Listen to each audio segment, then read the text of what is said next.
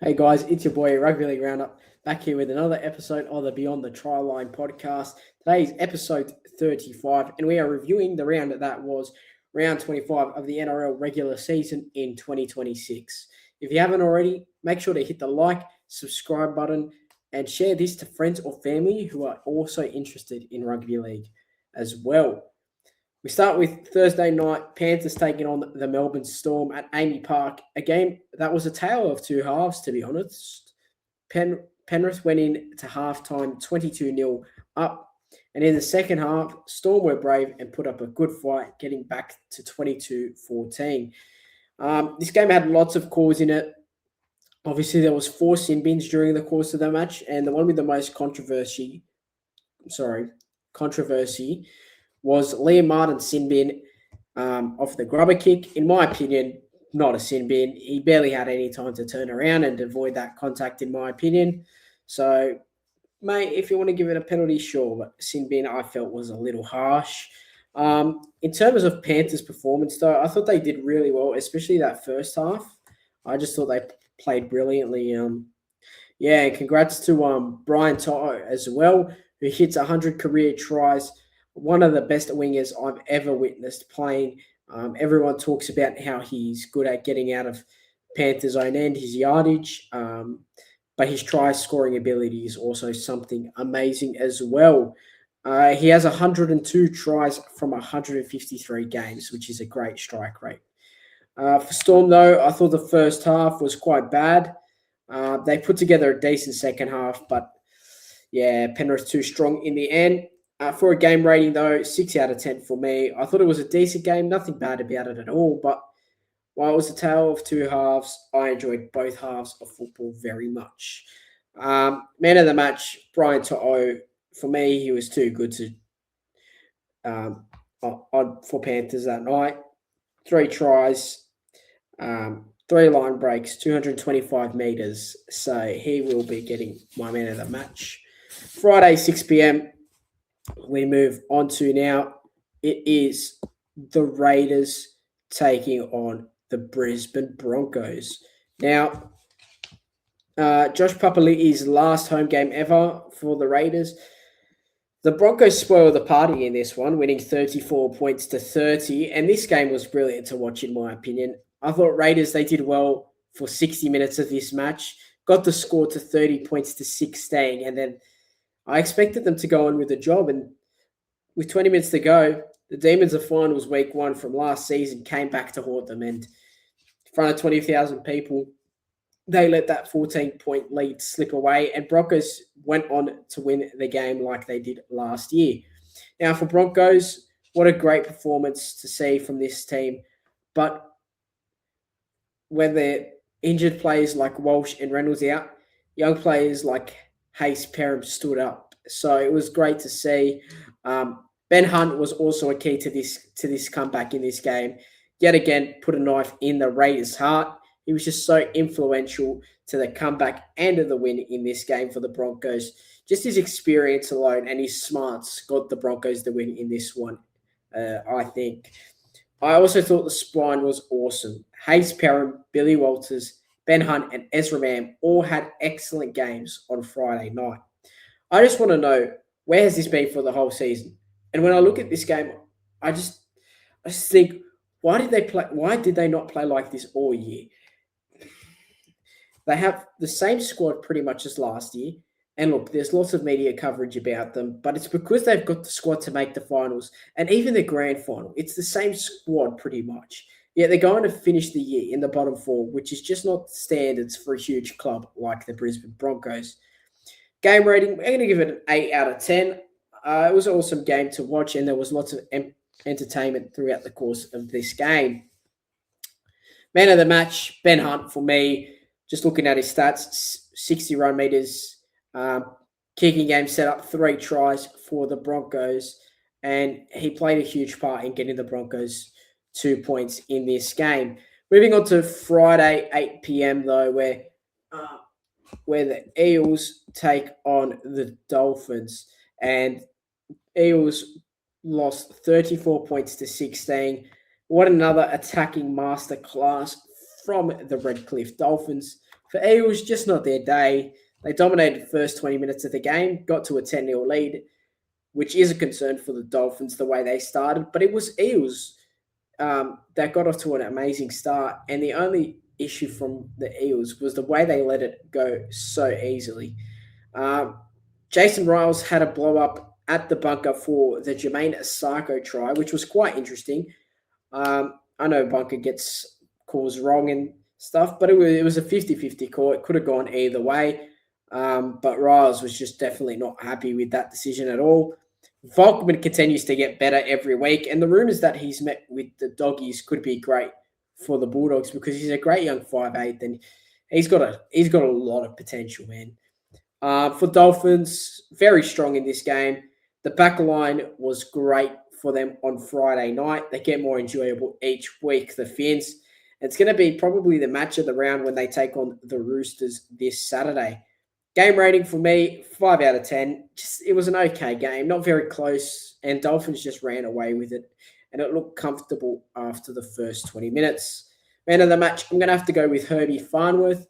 You just listen to these stats here.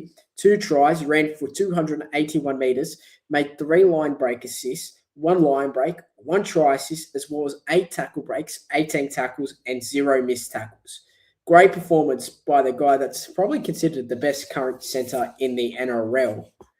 Moving on to Saturday afternoon, 3 p.m, where the Knights are taking on the Manly Warringah Sea Eagles in the Hunter. But wow, man, I did not expect this Knights loss. 44 points to 24 to the Manly Sea Eagles. Now, let's start with the Knights here because they got off to a brilliant start here in this one. And look, Manly did score the first try within 2 minutes, but other than that, they responded very positively, got it to 16-6. And at that point, it looked like Newcastle was going to destroy the Eagles in that game.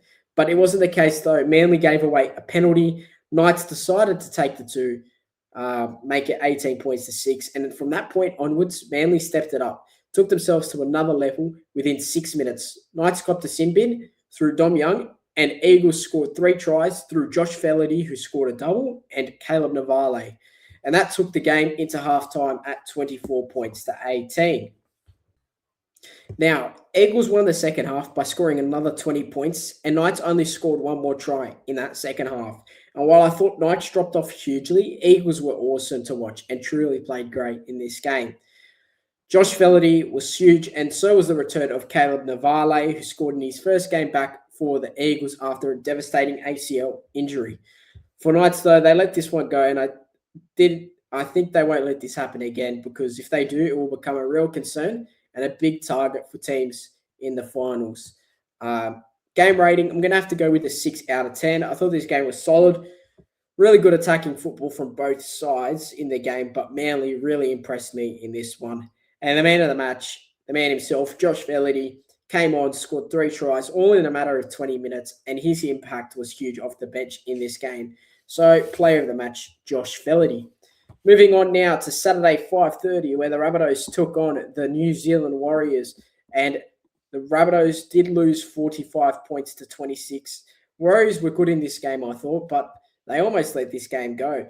Warriors held a 26 points to 8 lead at halftime, and we're looking like putting an absolute score on the Bunnies. But credit to the Rabbits, though, because they held in that game for a good while and almost staged a magnificent comeback, getting the score back to 32 to 26. Warriors, though, proved their resilience in a way by finishing the game off with 2 tries through Ali Ofiana, Khan Pereira, and Jacob Laban. But the big talking point was the last-minute field goal. The field goal from Luke Hanson puts them in first position in the NRL season. And right now, the Warriors are leading the competition, and I think it will be a struggle to take it off them. They do thoroughly deserve this minor premiership, and Andrew Webster's side has been great and consistent all bloody year. For Rabbitohs, though, a little disappointing. I was expecting a close game, and while they brought it back, Warriors extended the score again, and the Whales were just too strong for the Rabbitohs in this game. Big news, though, for the Rabbitohs is Latrell comes back this weekend's game against the Gold Coast Titans, and he will be huge for the Bunnies in the finals and for their finals hopes. Game rating, though, 7 out of 10. I thought this game was solid to watch. I thought the comeback was entertaining. The intensity from the two teams was good, and the atmosphere from the Warriors fans was huge, and made this game super fun to watch. Man of the match, though, for me, Mitch Barnett scored a try as well as running for 183 meters, and his influence, in my opinion, was huge in this game.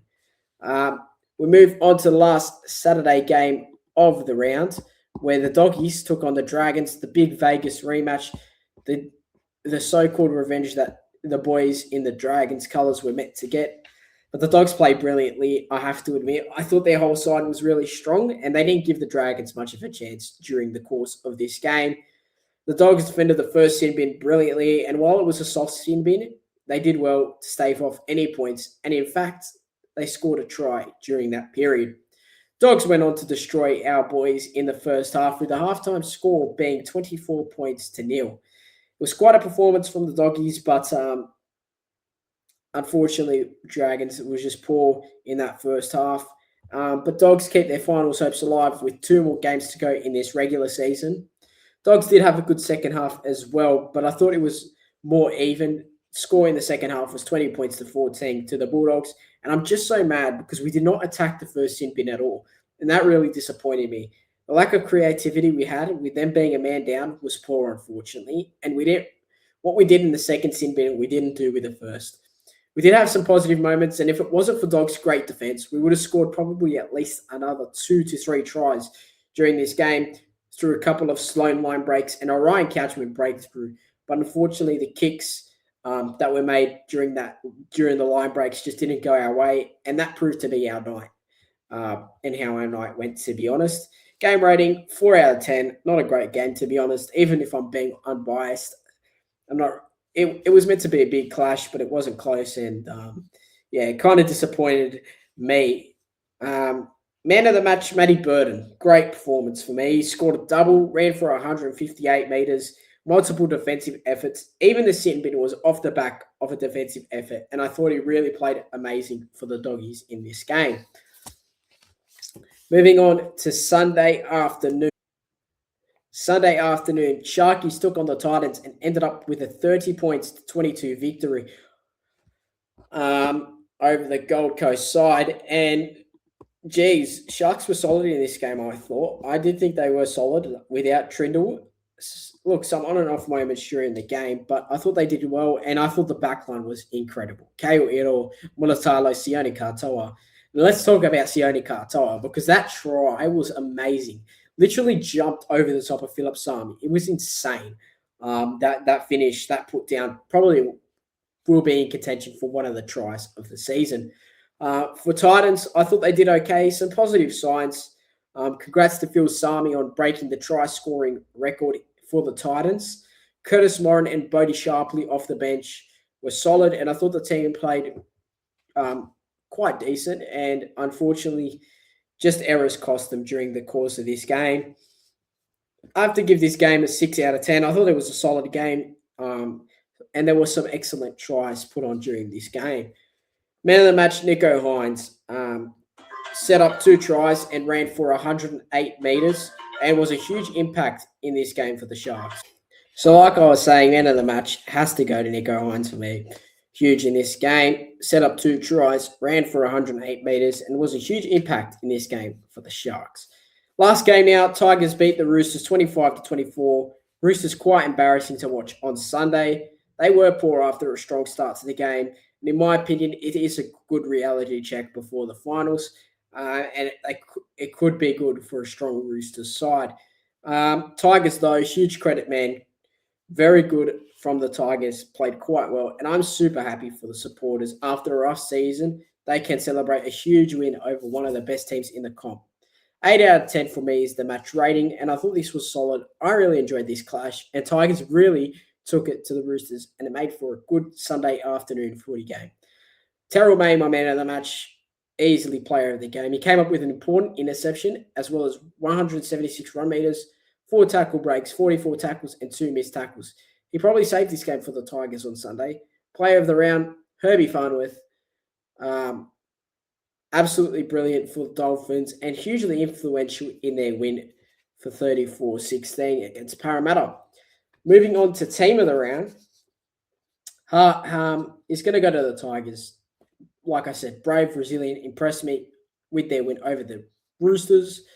Bold prediction, I think Rabbitohs will put 40 on the Gold Coast Titans. And let's end off with the team of the week. Connor Tracy, fullback, Brian To'o and Jermaine Asako on the wings, Fletcher Hunt and Herbie in the centres, Cody Walker, Ben Hunt, the halves, Adam Fanua-Blake, Api Coruscant, Terrell May, Jacob Preston, Jacob Laban, and Jamin Salmon is the starting side. The bench, Nathan Cleary, Liam Henry, Mitch Barnett, Caleb Navale, Josh Filaty, and Matt Burton. That's it for the podcast, guys. I really hope you enjoyed another episode of the Beyond the Tryline podcast. This is episode 35. It's been your boy Rugby League Roundup. Take care and goodbye.